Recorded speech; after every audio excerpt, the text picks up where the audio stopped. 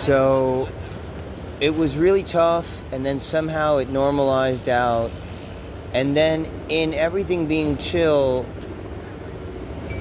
I got even more disgusted with something I didn't.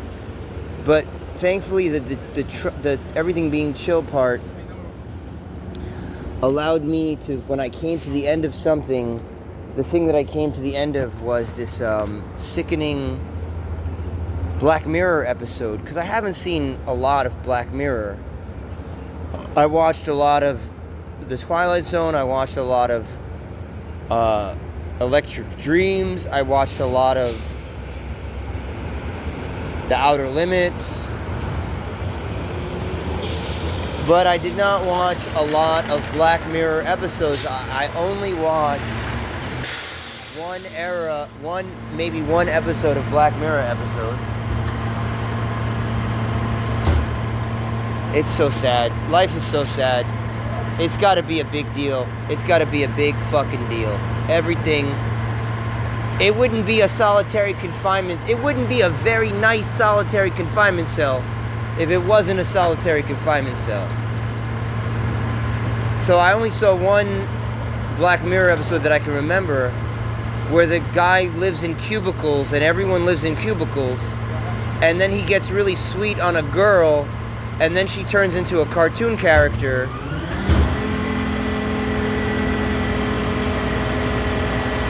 And then he ends up putting the broken glass thing on his eyeball. And he's like, and he gets a nicer apartment. So,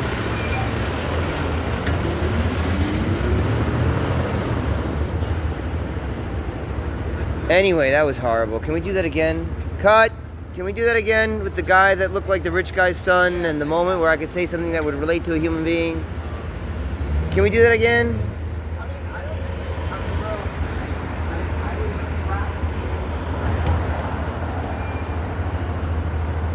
No, not the arrogant guy who's probably on my side that I will subsequently insult and then make him betray me. Not that.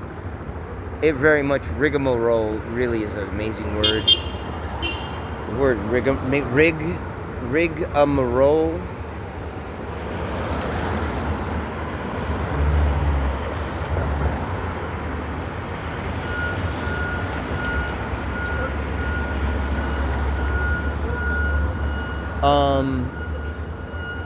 So I've watched a lot of The Outer Limits episodes. I've watched a lot of Outer Limits episodes. I've watched a lot of Twilight Zone episodes. I've watched all the Electric Dreams episodes. But I only have one memory of a Black Mirror episode that I can remember. It's the episode where everybody lives in cubicles and the guy falls in love with this girl, and then she turns into a cartoon character. And after she turns into a cartoon character, he breaks the glass and he puts the pointy glass in his eye, and he's like, I'm gonna kill myself. And then he's like, I'm gonna gouge my. Is this what you? I don't even know if he said I'm gonna kill myself. Maybe he said I'm gonna have a political opinion that's not acceptable, or maybe he said, carbs are healthy, or maybe he said, I'm trying to think of something that would make Tim Dillon go, okay, that makes sense.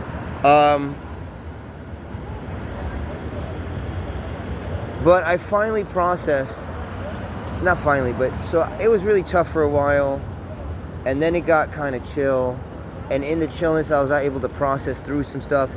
And when I was able to because when things get chill, it's worse. It's worse in a lot of ways when things are chill, because there's nothing to do. And at least when you're in emergency mode, there's things to do, like figure out why you're so dirty, or push through and do your laundry and clean yourself the wrong way so that you got to do it twice or something.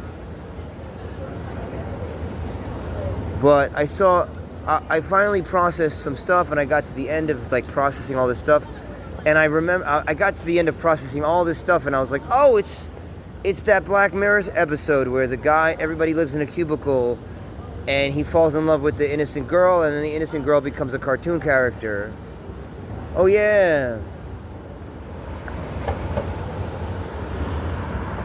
And then he gets really angry and he breaks the wall TV, and then he becomes a new television show character going, hey, I'm a new television show character, and his apartment is bigger. So I was thinking of that. I was like, ugh. And I don't know if you noticed, but it got hectic. As soon as there was a moment where I could say something and make sense, everything was like, blah, blah, blah.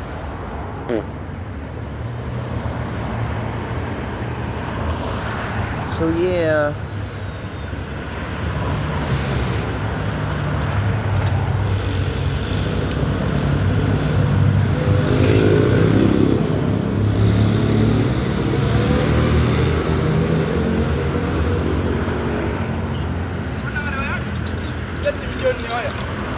Wow. I hadn't thought of that. But anyway, so have you read C.S. Lewis's The Great Divorce, Mr. Tim Dillon? I imagine that you have. Probably because you talk about reading books and because you're white. But more likely because you recommended The Camp of the Saints.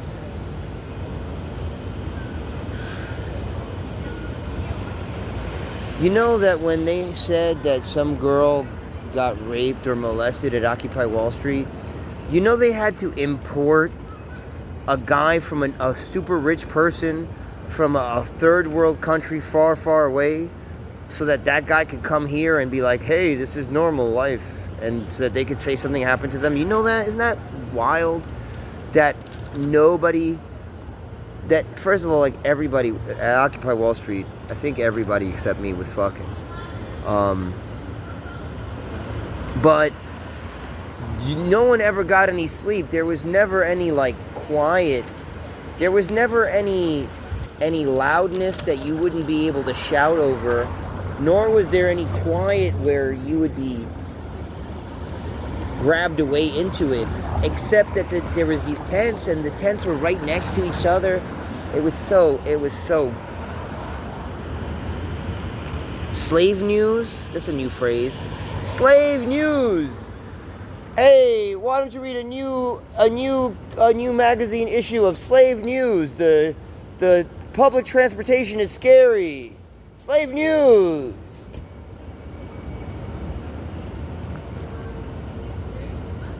Slave news!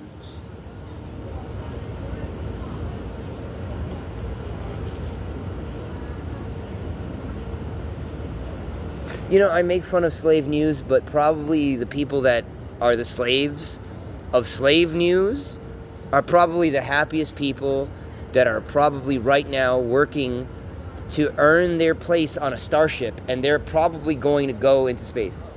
The slaves that are the slaves of slave news are probably going to be in the Star Trek reality next week. Probably. So you read The Great Divorce, right? So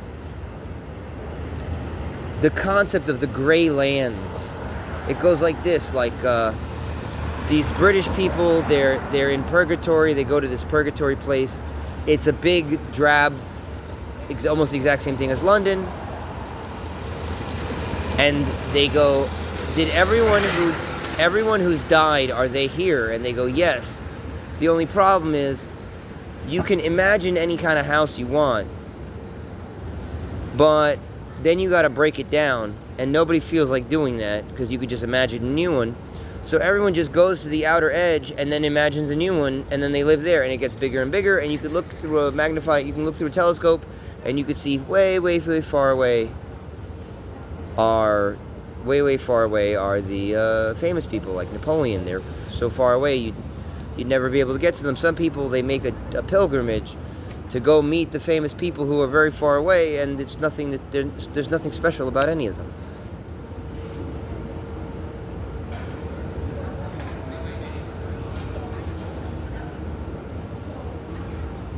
And I'm looking at these brownstone walk-ups, and I don't believe that there are career, competitive, American. I don't believe that there are people as I understand people. I imagine that it is just holding cells for bodies that either make pretty daughters or do complicated math that AI can't do yet.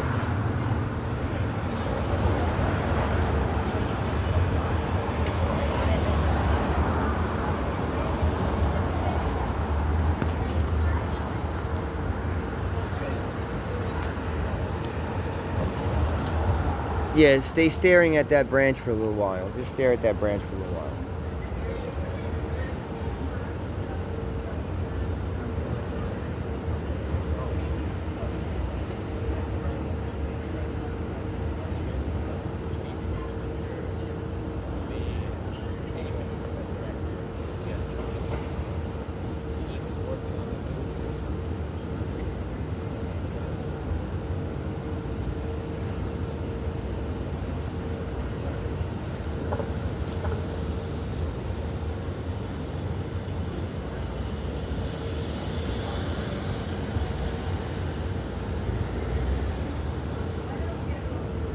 Hey, can I put this Desire in a little box and keep it for later? Cause who cares? I just saw like a pretty white girl in an aquamarine onesie. Just